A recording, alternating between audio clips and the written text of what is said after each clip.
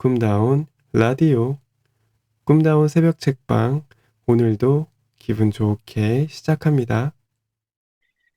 오늘은 하나만 한다. 당신 역시 대부분의 사람과 마찬가지로 집수리 프로젝트, 피트니스 목표, 창의적인 작업, 사업 개발과 같이 언젠가는 해야지라고 생각한 일들의 목록이 있을 것이다. 하지만 시작할 만한 시간이나 동기가 늘 부족하다면 이제 그 일의 목록을 작성해 보자. 여기에 그 예가 있다. 표가 있고요. 저항은 알고 있다. 우리가 지치고 따분한 일상에 얽매이는데 정신적 에너지를 쓸수록 정작 해야 할 일을 하는데 필요한 에너지는 남아있지 않을 것이란 것을. 스티븐 프레스필드. 저항은 우리 삶의 지치고 피곤한 부리를 들춰내는데 더 많은 정신적 에너지를 소비할수록 일을 해야 할 때 필요한 힘이 줄어든다는 것을 알고 있다. 스티븐 프레스필드 최고의 나를 꺼내라. 철저한 준비와 계획, 그건 그저 지금 생각일 뿐. 많은 책과 명망 있는 자기계발 분야 멘토들의 조언도 충실히 참고한다. 하지만 정작 중요한 것은 실제 행동이다. 실행하지 않을 준비와 결심이 무슨 소용인가? 계획에는 박사 학위를 가졌어도 실행에는 유치원 아이인데 말이다. 운이 좋은 사람이 되고 싶다면 먼저 마음을 풍요로운 대지로 만드는 것이 우선이다. 아무리 좋은 씨를 뿌려도 기름지지 않은 메마른 땅에는 싹조차 나오지 않는 법이다. 풍요로운 대지란 마음이 즐거운 상태를 말한다. 감사로 충만한 마음을 갖는 것이 마음을 즐겁게 하는 일이다. 자신이 보고 느끼고 만지는 온갖 사물에 대해 또 자신이 신세진 사람에게는 물론 만나는 사람마다 고맙습니다라고 감사의 말을 전하면 몸과 마음이 즐거워진다. 고맙습니다라는 말 한마디 말이 큰 소망과 목표를 달성하기 위한 첫걸음이라 생각하고 주변 모든 사물과 누리는 삶 전체에 감사의 마음을 가져라. 누군가 나를 위해 식사를 만들어주는 일, 길에서 만난 사람과 인사를 건네는 일, 누군가를 사랑할 수 있는 일 등 작은 일부터 찾아보면 감사할 일이 수없이 많다. 미워하기보다 사랑할 때, 비난하기보다 감사할 때 즐거움을 느낄 수 있다. 사랑하고 감사하는 마음으로 몸과 마음을 즐겁게 유지하고 목적 달성을 위해 원활히 움직일 때 소망하는 모든 것을 얻을 수 있을 것이다. 사토 도미오 하루 3번 예스를 외쳐라. 지네는 너무나 행복했어요. 두꺼비가 장난으로 이렇게 말하기 전까지는요. 지네야, 지네야, 너는 어느 발 다음에 어느 발을 내딛는 거니? 지네는 자기도 너무 궁금해서 궁리궁리 하게 됐어요. 그러다 도랑에 빠지고 말았어요. 어떻게 걸어야 할지 몰라 발이 그만 꼬여버렸거든요. 캐서린 크레스터 시인.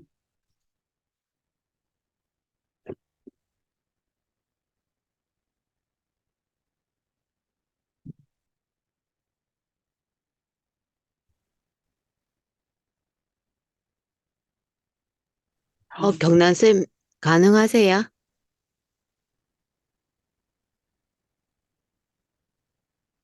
일단 제가 읽을게요.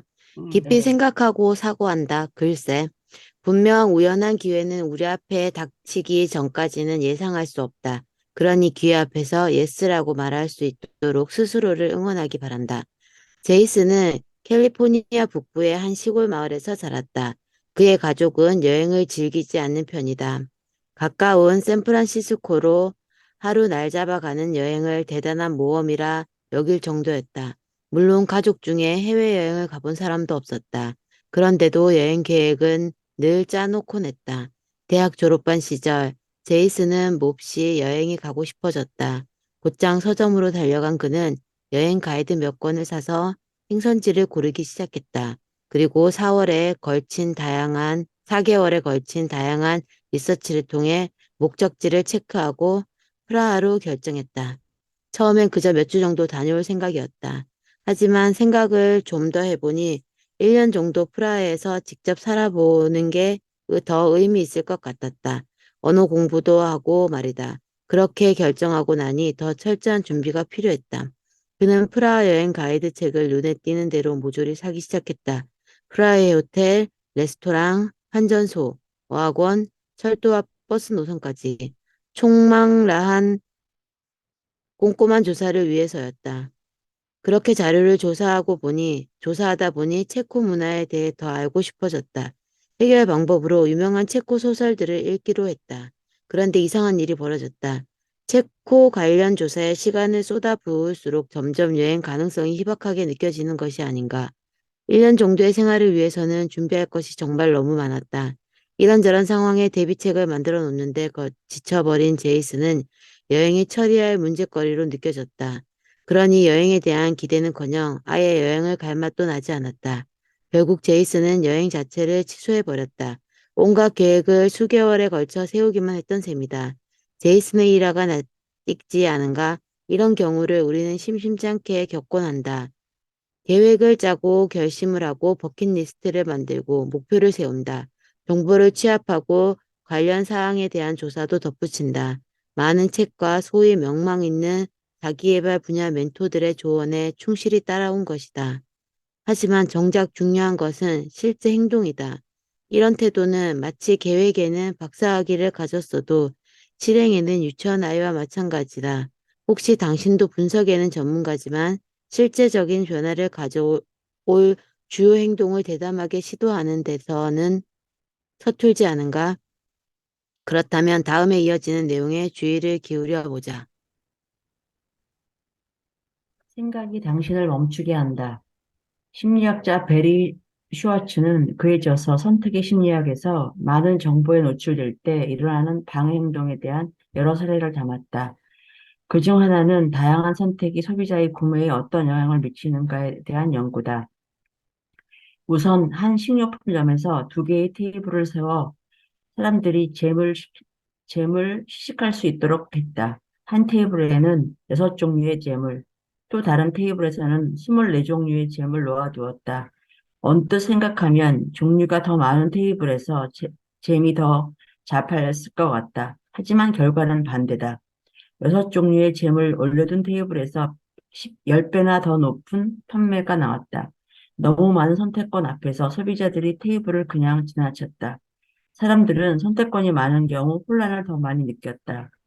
많은 이가 자신에게 가장 익숙한 것들을 선호하곤 한다. 더 나은 대안이 있을지라도 말이다.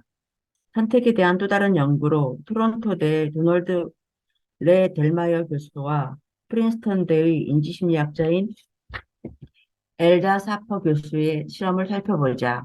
그들은 의사들의 의학적 결정 과정을 연구했다. 그들은 먼저 두 그룹으로 나뉜 의료진에게 만성 고관절염으로 고통받던 67세 환자의 진료 차트를 전달했다. 이 환자의 통증 완화제를 투여받고 있었지만 효과가 미비했다. 의사들은 환자를 정형외과로 보내기로 했다는 말을 듣는다. 긴 회복 시간이 필요하고 위험 감수가 큰 수술을 받기 위해서다. 이때 의사들은 이 환자에게 투여해보지 않은 통증 완화제가 있다는 소식을 접하게 된다. 당면 문제는 이 환자를 그래도 수술실로 보내야 하는가 아니면 약을 먼저 투여해 볼 것인가이다. 이 상황에 직면한 47%의 의사들은 수술 대신 약 처방을 선택했다. 두 번째 그룹의 의료진 역시 상황은 동일하다. 하지만 이번에는 투약해보지 않은 두 종류의 통증 완화제가 있다는 소식을 듣는다. 환자를 수술로 보내야 할지 아니면 두 개의 약 중 하나를 먼저 투여해야 할지 결정할 상황이 된 것이다. 만약 당신이 환자의 입장이라면 어떻겠는가? 몸에 칼을 대는 비싸고 위험한 수술을 받기 전에 시도해볼 약이 있다면 좋은 거지. 하나도 좋은데 두 개나 있다니 더 잘 된 거 아니야? 라고 생각할지 모른다. 의사들의 선택도 마찬가지일까? 두 개의 약이 있다는 말을 들은 의사들은 첫 번째 그룹보다 적은 28%만이 수술을 연기하고 투약을 결정했다. 레 델마이어 교수와 샤퍼 교수는 추가 선택권이 의사결정에 어려움을 일으켰다고 결론 내렸다. 때문에 많은 의사들이 원래 계획대로 수술을 택하게 되었다고 설명했다. 프린스턴대의 샤퍼 교수는 프린스턴대의 앤서니 바스타디와의 공동 연구에서 분석 혼란의 또 다른 특징을 제시했다. 불필요한 정보의 추구와 남용 논문에 실린 그다지 중요하지 않은 정보가 의사결정에 어떤 영향을 미치는가에 대한 연구를 살펴보자. 여기까지 실험 대상자들은 모두 대학생으로 이뤄진 그룹이다. 이들은 프린스턴대 입학 합격자로서 어떤 지원자가 적합한지 평가하는 역할을 맡았다. 첫 번째 그룹의 학생들이 평가할 지원자는 학교 축구팀 선수로 활약했고 든든한 추천장이 있으며 학교 신문의 편집장으로 일한 경험이 있었다. 또 미 대학 수학능력 시험 SAT에서 총 1250점을 획득하고 내신 평균 성적 B의 지원자였다.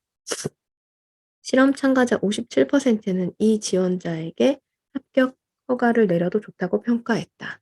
두 번째 그룹의 학생들도 동일한 지원자를 평가했다. 하지만 한 가지 조건에 차이가 있었다. 지원자의 내신 성적 보고가 확실하지 않다는 점이었다.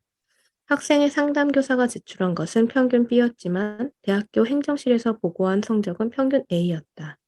학생들은 대학에서 점수를 확인하는 중이며 며칠 내로 정확한 성적을 보고받게 될 것이라는 말을 들었다.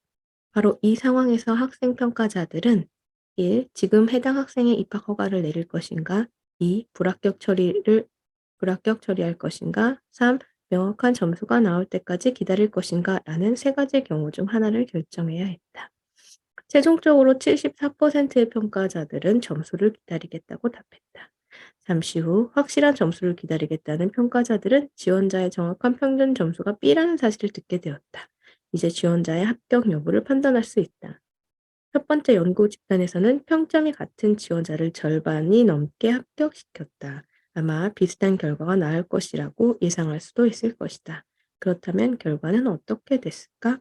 과반수가 넘은 54%의 실험 참가자들은 해당 지원자를 불합격 처리했다. 이유는 간단했다. 내신 성적을 기다리는 것이 의사결정의 핵심 문제가 되었기 때문이다. 샤퍼와 바스타리의 연구가 제시한 것은 이렇다. 사람들은 추가적인 정보를 얻기 위해 의사결정을 미룰 수 있는 기회가 오면 이를 쉽게 선택한다는 것이다. 하지만 막상 그 정보를 얻게 되면 그 정보가 가대평가되어 의사결정에 혼란을 빚는다. 정보를 추려내는 과정은 단순히 혼란을 줄 뿐 아니라 완전히 지치게 만들 수도 있다. 연구 결과에 따르면 의사결정을 내리는 과정 자체가 에너지를 빼앗아 막상 행동하기 어렵게 만든다는 것이다. 미네소타대 심리학자인 캐틀린 보스와 동료들은 의사결정이 업무 실행에 어떤 영향을 미치는가에 대한 연구를 시작했다. 먼저 두 그룹으로 실험 대상자를 나눴다. 그중 한 그룹의 사람들은 다양한 색깔의 색연필 중 한 개를 고르라는 요청을 받았다.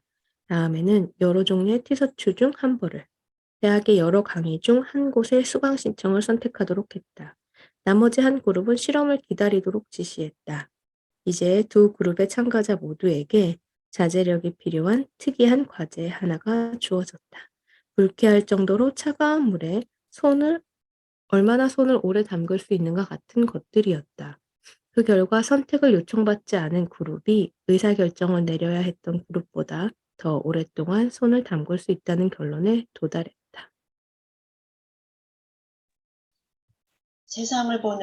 세상을 보는 방법은 두 가지가 있다. 하나는 아무것도 기적으로 보지 않는 것이고, 하나는 모든 것을 기적으로 보는 것이다. 아인슈타인 물리학자.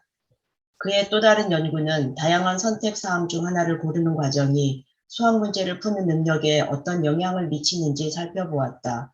수학 문제를 풀기 전 의사결정 과정을 거친 참가자들은 그렇지 않은 이들에 비해 문제풀이 능력이 떨어졌을 뿐 아니라 포기도 쉽게 하는 태도를 보였다. 따라서 선택을 하는 과정이 사람들이 에너지를 고갈시켜 행동을 시작하지 못하게 하고 자제력을 저하시킨다는 결론을 내렸다. 해당 연구 결과를 통해 불필요하게 깊은 사고와 분석 과정이 우리의 행보를 방해한다는 것이 입증된 셈이다. 정보를 수집하고 의사결정을 위해 많은 시간을 투자했을 때 겪을 수 있는 것들은 다음과 같다. 더 많은 혼란을 야기하며 행동을 망설이게 한다. 현 상황을 고수하려는 경향이 커지고 더 나은 대안마저 무시해버리게 만든다. 사소한 문제로 편견을 갖게 한다. 도전이 필요한 상황에서 행동을 시작하고 인내할 수 있는 에너지가 부족하게 된다. 행동하는 사람이 되길 원하는가? 의미 있는 경험과 다양한 기회들로 가득한 삶을 살며 끊임없이 배우고 성장하는 그런 사람 말이다. 그렇다면 지나친 사고와 분석으로 자신감과 에너지를 고갈시키는 일을 중단하라. 의사결정의 크기를 줄여라. 종종 우리는 결정에 앞서 세세한 부분까지 깊게 생각한 후에 행동에 옮기라는 조언을 듣곤 한다. 피아노 레슨이나 대학원에 가는 일, 뉴질랜드로 휴가를 떠나는 일 따위라도 말이다. 만약 이 조언을 진지하게 따르는 사람이라면 최근 흥미를 느낀 일에 지원하기에 앞서 다음과 같은 사항을 고려할 것이다. 그 일은 보람 있을까? 내 능력이 그 업무에 적합할까? 그 직업은 앞으로 얼마나 전망이 있을까? 충분한 보수를 받을 수 있을까? 지금 내 삶에 많은 변화가 필요할까? 몰입할 정도의 흥미를 느낄 수 있을까? 경제 전망을 감안할 때 현재 직업을 그만두는 게 현명할까? 그러나 이런 분석을 통해 행동할 것인가, 하지 않을 것인가를 결정하는 것은 문제가 있다. 당신의 결정을 기회비용이 크고 복잡한 문제로 만들어버리기 때문이다. 새로운 일을 시도할 때는 입사 지원서를 내볼 만큼 충분히 관심이 있는가 정도만 물어보면 된다. 1시간 정도만 투자하면 되는 충분한 문제다. 이 직업에 평생 종사해야 하나? 경제적인 안정과 행복에는 무리가 없을까를 미리 결정할 필요가 없다. 상황은 변하기 마련이며 그 역시 어떻게 진척될지 모르는 일이다.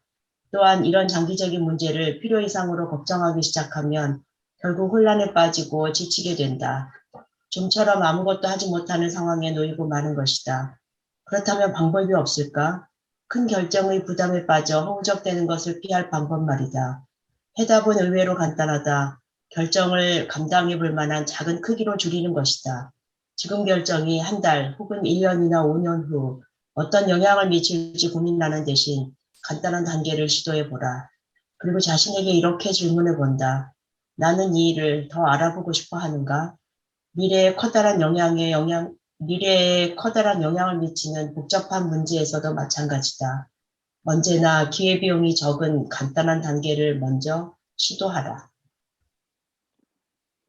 의사결정의 크기를 줄이는 방법. 어려운 결정을 내려야 할 때는 어떻게 해야 할까? 직장의 스카우트 제안이나 새로운 도시로 이동해야 하거나 장기 프로젝트에 참여하는 일 등을 결정할 때 말이다. 그럴 때는 자신의 시야를 넓혀줄 작은 실험 단계를 거쳐가야 한다. 그런 다음 스스로에게 물어보라. 더 자세히 알아보기 위해 이 단계를 수행할 의향이 있는가? 햇볕을 쬐어야 할 시간인가요? 필자인 존이 어떻게 스탠퍼드 대에서 일하게 되었는지는 의사결정의 크기를 줄이는 훌륭한 예가 된다. 존이 미시간주 립대에서 부교수로 재직했을 때의 일이다. 어느 날 존은 뜻밖의 편지를 받았다. 편지의 발신인은 스탠퍼드 대였는데 교육대 학원의 교수직을 뽑는 인터뷰에 존이 후보자로 올랐다는 내용이었다. 편지에는 인터뷰에 필요한 경비를 부담할 테니 인터뷰에 참석해달라는 요청이 담겨 있었다. 지원한 적도 없는 곳에서 그런 내용의 서신을 보내왔다는 사실에 놀라지 않을 수 없었다. 당시 존은 매우 만족스러운 삶을 살고 있었다. 열의가 넘치는 동료학자들과 함께 일하고 있었을 뿐만 아니라 매우 흥미로운 리서치 프로젝트에도 참여하고 있었다. 학부 내에서도 명망이 높았고 최근에는 승진도 했다. 더불어 존은 아내와 함께 지역사회 인사로 자리 잡아가고 있었다. 집도 장만했을 뿐 아니라 아이도 곧 태어날 예정이었다. 다른 곳에서 일을 시작한다는 건 상상도 못할 상황이었다. 존은 인터뷰에 응할지를 두고 무척 고민이 되었다. 삶의 큰 결정이 될 수도 있는 일이기 때문이었다. 만약 그곳 대학으로 옮기면 가족 모두를 데리고 낯선 곳으로 가야겠지. 학교에서도 자리를 잡으려면 처음엔 꽤나 힘들 거야. 진행 중인 프로젝트에 부정적인 영향을 미칠지도 몰라. 다른 교수들과의 관계도 힘들 수도 있고 더구나 사립대학교인데 괜찮을지 모르겠네. 생각을 깊이 할수록 끊임없는 걱정거리가 몰려왔다. 다행인 것은 존은 이내 생각을 멈추고 세세한 문제에 신경을 쓰지 않기로 했다는 점이다. 당시 존이 있던 미국 중서부는 춥고 우중충한 12월이었다. 그는 이렇게 마음먹기로 했다. 겨울이 지나려면 아직 몇 개월이나 남았잖아. 이 이참에 햇살 좋은 캘리포니아로 공짜 여행이나 다녀오면 좋겠네. 가벼운 마음으로 짐을 챙긴 존은 캘리포니아에 도착해 스탠퍼드대로 향했다. 그리고 인터뷰가 시작됐다. 얘기를 나누는 동안 존은 앞으로 자신이 맡게 될 학부의 전망이 너무나 밝다는 사실에 매우 놀랐다. 또한 스탠퍼드대 교수 대부분이 활기찬 성격의 열정으로 가득 차 있다는 사실을 알 수 있었다. 그 자리에서 학장은 존에게 새로운 리서치 제안까지 했다. 카운슬링에 대한 조사였는데 그 분야는 존이 미처 생각하지 못한 분야였다. 지금 있는 대학에서는 전통적인 교육 심리학 계통의 리서치만 할 수 있었기 때문이었다. 새로운 분야에 대한 학장의 설명을 모두 듣고 나자 연구에 대한 강한 의욕이 솟았다. 더구나 그곳 캠퍼스는 굉장히 아름다웠다. 팔로알토 지역의 조용한 교회 마을에 위치한 학교는 존의 마음을 흔들기에 충분했다. 그곳에서 보낸 며칠간의 여행은 정말 만족스러웠다. 집으로 돌아온 존은 미시건 주립대의 동료들과 의견을 나누기 시작했다. 이 기회를 어떻게 생각하는지 그들의 의견이 궁금했다. 몇몇은 그곳에 가려면 너무 많은 변화가 필요해 보인다며 그냥 있는 것이 좋겠다고 했다. 또 다른 동료 몇 명은 이 기회를 놓치면 후회할 것이라며 만약 그곳에 자리가 생기면 자신을 소개해달라는 부탁까지 해왔다. 얼마 후 스탠퍼드대에서는 존에게 교수직 최종 제안을 해왔고 그는 제안을 기꺼이 받아들였다. 돌이켜보면 이 결정은 그의 인생에서 정말 현명한 선택이었다. 존은 그때를 회상하며 우스갯소리로 우리에게 이렇게 말하곤 했다. 조언을 하는 사람들은 때때로 자신이 원하는 것을 상대에게 제안하더군. 먼저 조언을 구하는 당사자에겐 무엇이 제일 좋은 선택인지 찾아본다는 말이지. 우연 앞에서 예스를 삶의 상황은 종종 지체되는 것을 허용하지 않는다. 그리고 확실히 가장 좋은 길을 결정할 수 없을 때 우리는 조금 더 좋아 보이는 길을 따라야 한다.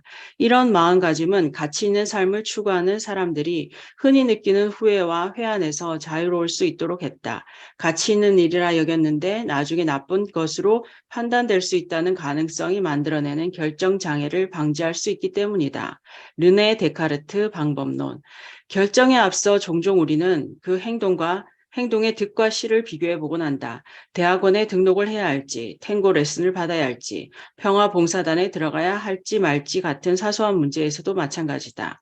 이때 만약 득이 실보다 많으면 택하고 그 반대라면 시도조차 하지 않는 경우가 많다. 득과 실로 행동을 결정할 때의 문제점은 부정적인 편견에 사로잡히기 쉽다는 데 있다.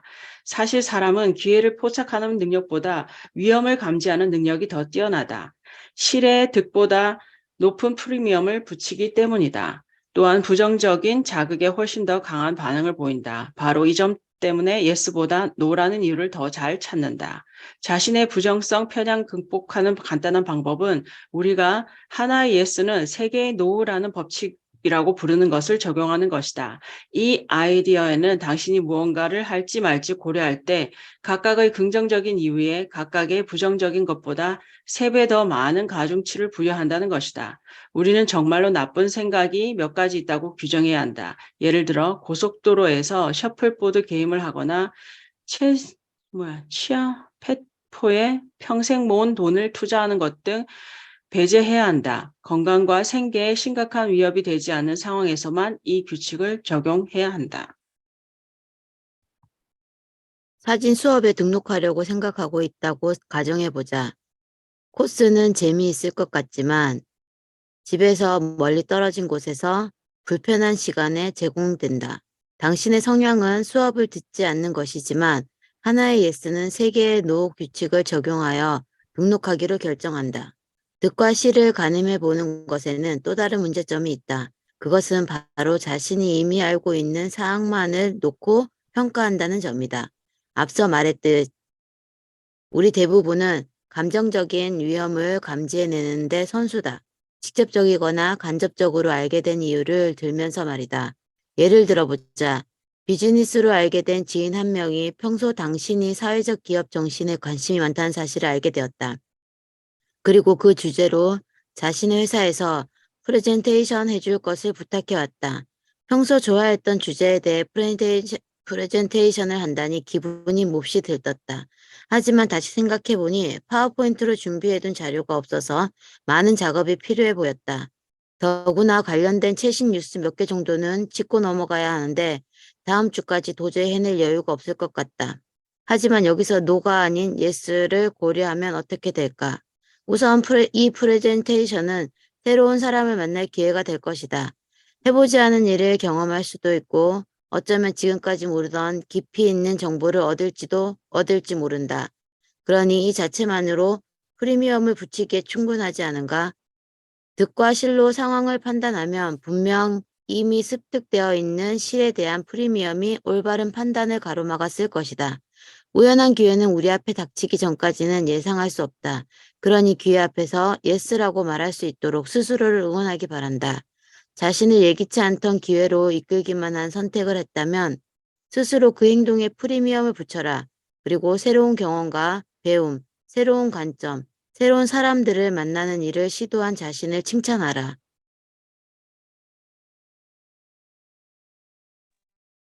노의 결과값. 득과 실을 고려해서 어떤 일을 시도하지 않기로 했을 때 빠지는 함정은 디폴트 결과, 즉 아무것도 하지 않기로 결정하면 어떤 일이 생기는가에 대해 생각하지 않는다는 점이다. 여기서 감수해야 할 가장 큰 위험 요소는 변화를 거부할 때 약이 되는 자신의 미래일 수 있다. 아래와 같은 경우로 사고를 이끌어보자. 친구 혹은 사교 모임에 참여할지 고민 중이라면 혼자 외롭게 사는 삶을 생각해보라. 다른 회사 입사 지원을 고민 중이라면 현재의 직장을 앞으로 1년, 5년 혹은 평생 다닐 것을 떠올려보라. 프로젝트를 맡기에 망설여진다면 새로운 것을 배울 기회가 전혀 없다고 생각해보라. 자신을 초보자라고 인정하고 남들 앞에 서는 게 걱정된다면 평생 전문가 수준에 도달하지 못했을 때 어떤 기분일지 상상해보라. 시간이나 비용이 아까워 재미있는 일을 시도하기 꺼려진다면 매일 밤 TV를 보고 인터넷 서핑만 하는 삶을 그려보라. 짜증나는 상사로부터 얻은 교훈. 매건은 건설회사에서 계약 전문 매니저로 안정된 직장 생활을 하고 있었다. 동시에 자신이 직접 회사를 차리는 꿈을 꾸며 자격증과 정식 사업 등록도 준비해 놓았다. 하지만 창업에 따르는 위험과 불확실성이 그녀를 늘 불안하게 만들었다. 그것은 수년간 꿈꾸며 여러 준비를 마치고도 회사를 그만둘 수 없는 이슈가 되곤 했다. 매건의 직속 상사는 그녀를 정말 힘들게 하는 사람이었다. 업무 분장 담당자였던 상사는 직원들의 사정을 봐주는 일이 없었다. 거기다 직원들끼리 화기애애한 모습만 봐도 업무에 집중하지 않는다며 나무라기 일쑤였다. 그렇게 직원들 사이의 대화는 금하면서 정작 자신의 개인적인 얘기거리는 말하고 싶어 안달하곤 했다. 자신의 집에서 열린 파티나 집에서 기르는 반려견 이야기, 32켤레나 되는 디자이너들의 구두가 얼마나 좋은지 등 헤아릴 수 없는 많은 개인적인 이야기에 대해 수다를 떠는 일을 너무 좋아했다. 회사를 그만둘 절차를 밟아봤지만 두려움 때문에 그만둘 수 없었던 매건은 3년 뒤 상사와 대화하는 장면을 상상해봤다. 그녀는 분명 여느 때처럼 매건의 자리로 와서는 내가 새로 산 배드민턴화를 보여줬던가? 이게 프라다 명품이거든. 이라고 말할 것이다. 앞으로 수년 동안 이 상황을 참으며 회사를 다닐 수 있을까? 5년 뒤, 아니 단 1년이라도 참을 수 있을까? 결국 이 상상은 직장을 그만두게 된 결정적 도움이 되었다. 지금 그 자리에 앉아 득과 실을 따지기에 앞서 노라고 결정 내린 것을 하지 않을 때 어떤 결과가 따르는지 생각해 보기 바란다. 강인하고 긍정적인 태도는 그 어떤 특효약보다 더 많은 기적을 만들어낸다. 라이언 바비. 다이빙대에 뛰어들라. 앞서 언급한 제이슨을 기억하는가? 체코의 프라하 여행을 그만둔 사례의 주인공 말이다. 여행 포기 후 약 10년 뒤에 그는 베이징에서 여행 중인 친구 한 명으로부터 초대를 받았다. 물론 그 무렵 제이슨은 이미 몇 차례 해외여행을 했다. 그리고 해외여행의 핵심은 비행기 티켓 사기임을 깨달은 후였다. 일단 티켓을 사기만 하면 나머지는 저절로 이루어진다는 것을 경험한 것이다. 친구의 초대를 받자마자 제이슨은 당장 중국행 비행기 티켓을 샀다. 그리고 긴급 비자도 발급받았다. 그렇게 도착한 중국에서 너무나 즐거운 시간을 보낸 나머지 예상에 없던 5주씩이나 머물렀다고 한다. 중국 여행을 준비한 제이슨의 태도를 우리 필자들은 다이빙 때 뛰어들기라고 부른다. 고려할 선택사항이 너무 많아 혼란스러운 상황의 대처법이기도 하다. 이 행동의 핵심은 선택사항을 단순화하고 행동으로 옮기는 것에 있다. 즉, 여행을 준비할 때는 티켓을 사는 것이 바로 다이빙 때 역할이다. 일단 항공권을 예약하고 나면 호텔 예약과 전체적인 여행 일정 계획을 준비하기 쉽다. 이렇게 핵심 사항에 집중하고 곧바로 행동으로 옮기면 불필요한 분석에 자신을 끊임없이 가둬두지 않을 수 있다. 물론 중요한 문제 앞에서는 모두가 망설이고 겁을 먹기 마련이다.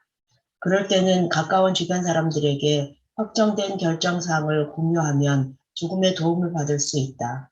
사실 최고의 다이빙대는 어느 정도 외적인 다짐을 포함하고 있다. 예를 들면 회의 시간 정하기, 예약하기, 코스 등록하기, 첫 달 멤버십 비용 지불하기, 친구와 약속하기와 같은 것들이다. 앞으로 나아가려면 다이빙 때에 뛰어들어라. 승진을 하기 위해 큰 프로젝트의 리더 역할을 맡고 싶다는 의사를 상사에게 밝히고 싶다.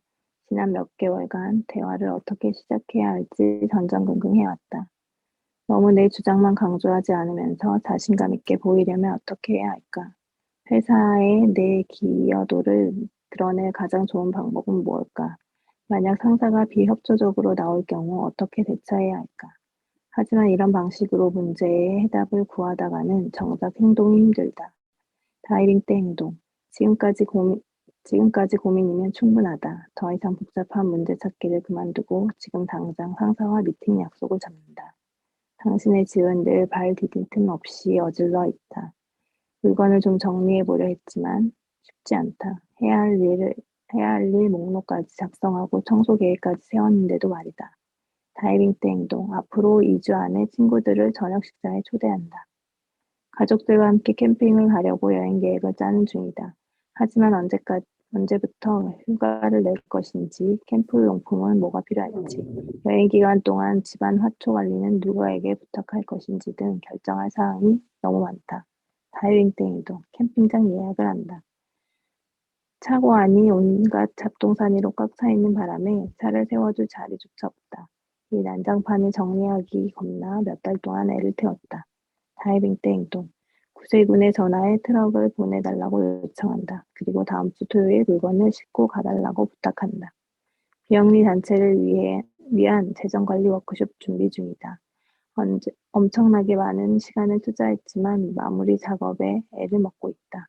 조금 더 고치면 좋은 부분들이 자꾸 눈에 띄기 때문이다. 추가로 넣으면 좋을 법한 주제들이 계속 떠오른다. 다이빙 때 행동. 단체에 연락해서 프레젠테이션 일정을 확정했다고 전달한다. 당신이 이제 본격적으로 일을 시작한 디자이너다. 최고 작품을 담을 포트폴리오 작성에 애를 먹고 있다. 다이빙 때 행동. 다가오는 전시회 중 자신의 작품들을 선보일 수 있는 부스를 찾는다. 작년 한 해 동안 당신은 인생 설계 상담사로 일하고 싶다는 생각을 해왔다. 그런데 도저히 시작할 엄두가 나지 않는다. 다이빙 때 행동. 잠재 고객을 만나기 위해 일주일에 이틀간 쓸 수 있는 사무실을 임대한다. 사업이 성장하여 직원을 한 명 고용하려고 한다. 지난 몇 달 동안 신중하게 생각하고 마침내 결론을 내릴 수 있었다. 그 다음부터 몇 달 동안 어디서 인재를 채용할지, 어떤 직원을 뽑아야 할지 고민 중이다. 다이빙 때 행동. 직원을 고용한다는 공고를 구인란에 즉시 올린다. 해서는 안 되는 수백 가지 이유는 없다. 2005년 아이패드와 안드로이드 태블릿 시대가 오기 전부터 짐은 새로운 전자기기 상품에 대한 아이디어를 갖고 있었다. 열성적인 아마추어 사진 작가였던 그의 주변에는 천여 장의 사진을 담아놓는 메모리 카드 10여 개가 언제나 놓여 있었다. 그리고 그 수는 점점 늘어나고 있었다. 앞으로 사진은 더 늘어날 텐데 어떻게 그 많은 사진들을 관리하고 감상해야 할지 뭔가 방법이 필요해 보였다. 얇고 휴대 가능한 디지털 사진 저장 장치를 만들 수는 없을까? 개인 사진 전체를 한꺼번에 담을 수 있고 고화질 LCD 화면이 장착돼 사진을 볼 수 있는 그런 장치 말이야. 말이야. 사실 짐은 10년 전 디스크 컨트롤러를 생산하는 하드웨어 제조 회사인 스리웨어를 공동 설립했고 1억 5천만 달러에 인수되었다. 짐은 회사 지분을 매각한 후 다음 사업을 찾기 시작한 상황이었다. 그 후 그는 디지털 사진 저장 장치에 대한 생각을 사업으로 확장하기로 결심했다. 그러나 얼마 후 자신이 사업 진행에 필요한 이런저런 잡다한 업무에 지나치게 파묻혀 있다는 사실을 깨달았다. 우선 제품에 쓰일 주요 전자 부품에 대한 리서치가 필요했고 해외 원자재 공급처도 찾아야 했다. 하드웨어 디자인과 소프트웨어 설계 방식도 정해야 했고 마케팅 경로도 개척해야 했다. 물론 사업에 필요한 자금 확보도 빼놓을 수 없다. 빠르게 돌아가는 하루에도 언제나 처리해야 할 준비 작업은 끝이 없었다. 그러다 자신이 조사와 의사결정 과정에 너무 많은 시간을 낭비하고 있다는 사실을 깨달은 것이다. 짐은 이 문제의 해결 방법으로 시내에 사무실을 내기로 했다. 결연한 의지를 다지기 위해서였다. 사무실은 스탠퍼드 대 근처에 있는 파로 알토 지역으로 신생 사업가들이 많이 모이는 곳으로 정했다. 일단 내 아이디어를 펼칠 장소가 생기면 필요한 추진력도 생기겠지. 짐의 생각은 틀리지 않았다. 사무실을 얻자마자 일이 진행되기 시작했다. 우선 짐의 예전 회사에 근무하던 엔지니어 한 명이 사무실을 찾아왔다. 그리고 책상 위에 놓인 전선으로 가득한 회로 기판을 보고는 곧장 짐의 프로젝트에 반해버렸다. 그렇게 회사의 대표 디자이너가 생겼다. 또 기술산업 계통에서 일하는 친구 몇몇을 사무실로 초대했는데 그중 한 명이 메모리 카드 제조업의 회장님과 만남을 주선해 주는 것이 아닌가. 회장은 짐과의 만남에서 프로젝트에 홀딱 반한 나머지 100만 달러를 흔쾌히 투자했다. 그 후 짐과 동료 엔지니어들은 밤낮으로 일했다. 그로부터 약 3개월 뒤 드디어 사진 저장 장치의 첫 샘플이 탄생했다. 다소 무거운 케이스와 기본적인 사용자 인터페이스, 데이터 입력과 동작 제어를 위해 사용하는 명령어 또는 기법으로 이루어진 기계였다. 좀 더 정비된 샘플은 2개월 뒤에 완성되었다. 짐은 이 샘플을 대형 전자제품 업체의 구매 담당자에게 선보이기로 했다. 샘플을 본 기업의 담당자들의 반응은 상당히 긍정적이었다. 짐은 곧바로 본격적인 상품 제조를 위해 필요한 1,000만 달러를 모으는 작업에 착수했다. 10여 곳의 벤처 캐피탈 회사에 자신의 샘플이 선보이자 몇 곳에 관심을 보이고 구체적인 협의를 위해 다시 오라는 제안이 있었다. 하지만 안타깝게도 어느 곳도 최종적인 투자 결정은 내리지 않았다. 수개월 동안 오로지 투자만을 위해 뛰어다녔지만 결과는 같았다. 결국 짐은 패배를 인정해야 했다. 실리콘밸리에서는 실패가 성공의 지름길이라는 말이 있다. 더 빠르게, 더 자주 실패할수록 획기적인 아이디어가 나오거나 엄청난 성공을 거머쥘 기회가 되기도 하기 때문이다. 생각해보자. 만약에 짐이 사업 계획을 세우고 준비를 하는데 온통 시간을 소비해 버렸다면 실패라는 결론은 몇 년 후에나 깨닫게 되었을 것이다. 하지만 짐은 사무실을 얻고 사람들을 영입했으며 자금도 유치했다. 전력 공급 약정서에 대한 정보를 얻으며 플래시 메모리 축적 관련 특허도 땄다. 또한 전자상품 디자인에 대한 직접적인 경험도 쌓았다. 지난 1년은 짐에게 새로운 분야에 대한 이해뿐 아니라 개인적 성장을 가져다 준 시간으로 돌아왔다.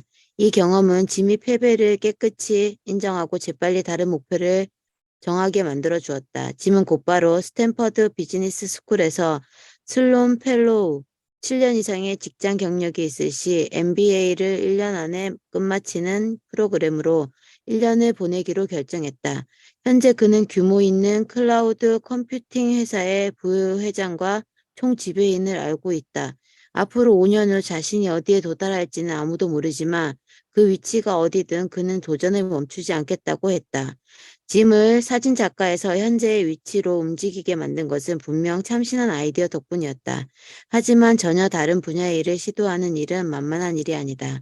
그는 계획을 세우고 자료를 조사하고 어느 정도 준비가 마무리될 때까지 기다리지 않았다. 물론 그의 혁신적인 아이디어가 대박을 터뜨리고 세상 모두가 알 수 있는 성공을 가져오지는 못했다. 하지만 그의 핵심 행동은 탁월했다. 우선 사무실을 얻고 실제 일을 시작할 수 있도록 자신에게 기회를 열어준 점 말이다. 바로 거기서부터 출발한 다이빙 때 행동은 그의 인생에 커다란 지평을 열어준 계기가 되었다.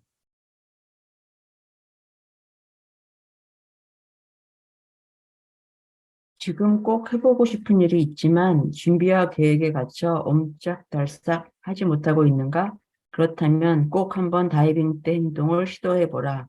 상황을 단순화시키고 일을 진척시키는 중요한 첫 단계가 되는 것을 직접 경험해보기 바란다. 사람의 차이는 미미하다. 그러나 그 미미한 차이는 큰 차이를 만들어낸다. 미미한 차이는 태도다. 그리고 그 생각이 긍정적이냐 부정적이냐는 것이다. W. 클레멘트 스톤 보험회사 창립자. 삶은 복잡하게 얽혀 있고 세상은 너무나 역동적이다. 사람들도 저마다의 개성으로 가득하다. 그러니 미래를 예측하는 것 또한 쉽지 않다. 그러나 한 가지 확실한 미래도 있다. 자신이 흥미를 느끼는 것들로 좀 더 즐겁고 만족스러운 삶을 누릴 수 있다는 것. 물론 시간은 제한적이다. 모든 것을 시도할 수는 없겠지만 몇 가지 새로운 가능성은 언제든지 실험해 볼 수 있지 않은가? 당신이 존재한다면 숨을 쉴 것이고, 숨을 쉬면 말을 할 것이다. 말을 하면 물을 것이고, 물으면 생각할 것이다. 생각하면 탐색할 것이고, 탐색하면 경험할 것이다. 경험하면 배울 것이고, 배우면 성장할 것이다. 성장하면 무언가를 바랄 것이다. 바라면 그것을 찾을 것이고, 찾으면 의심하게 될 것이다. 의심하면 질문을 할 것이고, 질문을 하면 이해하고, 이해하면 알게 될 것이다. 알게 되면 더 알고 싶을 것이다. 그리고 이것은 당신이 살아있다는 의미다. 내셔널 지오그래픽의 영상물에서 정규 교육에서 호기심이 살아남는 건 기적이다. 알베르트 아인슈타인 노벨 물리학자, 물리학상 수상자. 기타를 그냥 한번 아무렇게나 쳐볼 수 있었다. 제가 삶에서 거둔 성공은 열정을 따랐기에 가능했습니다. 그 열정이 저를 어디로 이끌지는 불투명했지만요. 빌 스트릭랜드, 맨체스터 비드웰 재단 창립자. 어린 아이들은 새로운 것을 시도하기를 즐긴다. 이것저것 만져보고 찔러보며 끊임없이 질문한다. 나름대로 실험을 통해 그렇게 세상을 배워간다. 아이들은 호기심에 앞서 스스로 충족할 능력이 되는지, 인격 형성에 도움이 되는지, 진로에 필요한지 묻지 않는다. 단지 호기심을 행동에 옮길 가장 빠른 방법을 찾을 뿐이다. 하지만 자라면서 이런 태도는 현저하게 줄어든다. 그 대신 해야 하는 것을 걱정하는 데 많은 시간을 보낸다. 학교에서는 정답을 말하고 똑똑하게 보이는 것이 중요하다는 사실을 금방 알아차린다. 그렇다 보니 능숙하게 할 수 없는 일 따위에 나서지 않는다. 또 어떤 일을 시작하고 끝까지 마치지 못하면 뭔가 크게 잘못한 일로 핀잔을 듣는다. 괜히 나섰다가 질타만 받는 일이 생기곤 하니 좀처럼 많은 것을 시도하지 않는다. 이런 사회적 교육적 환경은 지금 하고 있는 것들이나 잘해야지 라는 생각을 불러오며 호기심을 의도적으로 꺾거나 오지랖 넓은 자신을 스스로 자책하게 만든다. 많은 학부모 역시 자녀들이 예술이나 음악, 문학 같은 비실용적인 전공 선택을 가로막는다. 이런 생각들 때문에 학생들은 미래에 확실한 보장이 없는 것들은 배울 생각도 하지 않는다. 어렸을 때 배운 생각들이 이렇다 보니 성인이 된 후에 호기심의 가치를 의심하는 것도 무리가 아니다. 이제 성인이 된 그들은 어떤 새로운 일을 시도할 때마다 스스로에게 이렇게 묻는다. 이것은 내가 시간을 투자할 만한 일인가? 나에게 이득이 될까? 나와 부모님이 원하는 방향에 맞는 일일까? 만약 한다면 잘할 수 있을까? 등 끝없는 의구심이 담긴 질문을 던지는 것이다. 최근 말이라는 여성과 상담 중 기타에 대한 이야기가 흘러나왔다. 그녀는 일상에서 소소한 행복을 느낄 수 있는 무언가를 원하던 차였다.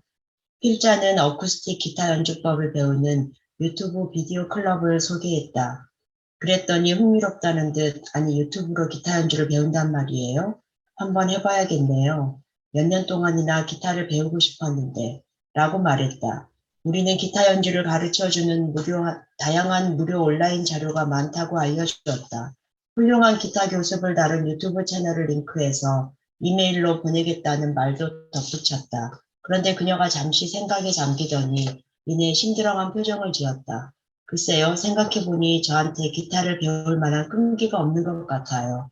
몇 년은 해야 좀 잘할 수 있을 텐데 더구나 요즘 바빠서 말이죠. 언제 기타를 배울 틈이나 나겠어요? 그러면서 그녀는 자신의 전 남자친구로부터 받은 기타가 지난 1년간 방 안 옷장 선반 위에 놓여 있다고 했다. 자신이 기타를 진짜 배우고 싶은지 어쩐지 확신이 서지 않아 한번 쳐볼 생각도 못했다는 것이다. 마리의 사고방식은 많은 사람에게 흔히 볼 수 있다. 나이를 먹을수록 더욱 그렇다. 생각해보라. 그녀는 그냥 기타를 한번 꺼내서 아무렇게나 쳐볼 수 있다. 오랫동안 배우려는 결심을 할 필요조차 없다. 누구든 망설임 없이 무작정 기타를 쳐볼 수 있지 않은가? 감사합니다. 저희 여기까지 할게요. 고생하셨습니다.